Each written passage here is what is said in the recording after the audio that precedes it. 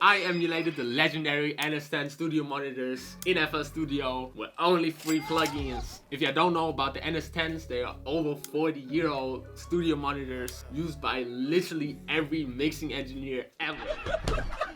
They are known for revealing the poor sound quality of a mix, especially in the mid frequencies, which is why they are widely being used as reference monitors to check your mixes on. They sound garbage, but that's what makes them so great. The NS10s are just normal, really flat sounding speakers with no low end. They're hard to make sound good, and once you do, you've got it live. This is why this emulation is so valuable, because you can literally just throw it on the master and check your mixes. But I also found some other cool use cases, which is just using this emulation on samples, melodies, to kind of give them a little bit of a vintage filtered feel, and even distorting them in like a cool, unique way. I actually use frequency responses from the actual NS10s and a special plugin in FL Studio to achieve this. I don't want to hold y'all up for too long.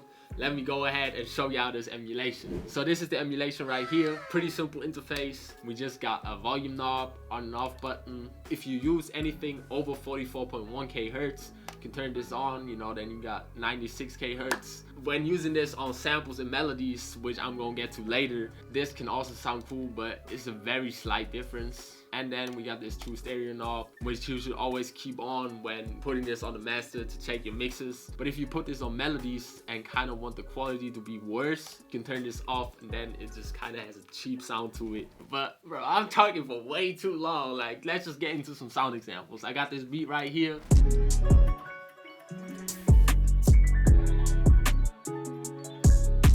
Now, as far as I can tell, this mix sounds pretty clean, pretty good. The drums are loud and hitting, especially the kick and like this rim/snare. But let's put this emulation on the master to check if the mix is actually good.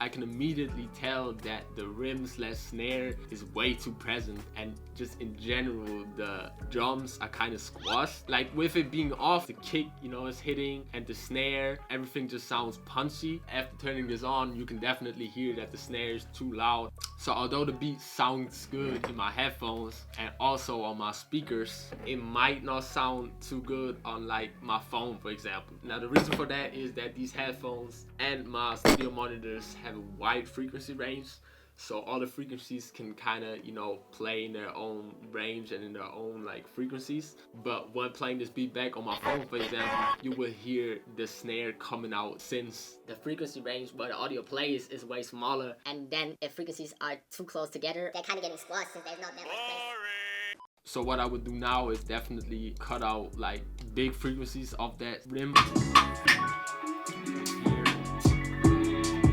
Maybe, you know, stereo wise, the melody a little bit more, so everything in that mid-range has more space. Also, I probably have to do some work with the kick, even though it's kind of getting cut out or rolled off when turning this emulation on. So this plugin is literally perfect for checking your mixes and making sure your beats hit hard on every single device, but most importantly on phones, because a lot of people listen to samples, beats on their phone, like especially if you send like beats to rappers, they would just like listen to it over the phone like so, like, and if some element is just way too present or way too loud, it will automatically not sound as pleasant as it could sound. You know, a lot of artists don't care, it just has to sound good or like hit hard or whatever. And it can also be like unconsciously, you know, throwing them off. Another cool case to use this plugin, which you cannot do with normal NS10 speakers because they're like physical speakers, you cannot just put them on like a mixer track or something. So as you can hear, this sample has a lot of high ends with like these sparkles going on and stuff like that.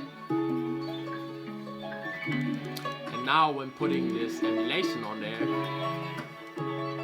it kind of like rolls the high end off, filters it in a nice way, makes it sound a little more vintage. Now another way to use this plugin is for some extra vintage distortion, which you can achieve by turning the volume up in the plugin and then turning it down on the mixer.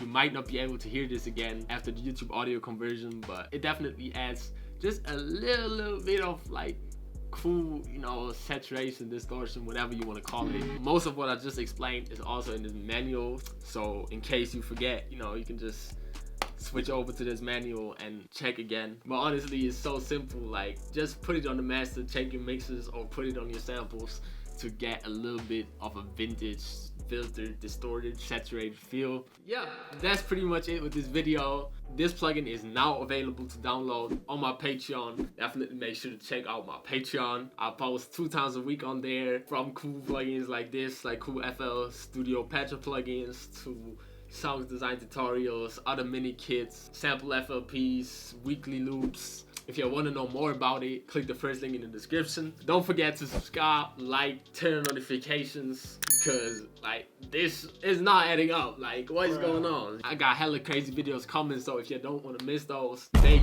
sure to turn on notifications right now. Thank y'all for watching. Let me know what type of videos y'all want next. I got crazy stuff coming anyways, but have an amazing rest of your day. See y'all next week.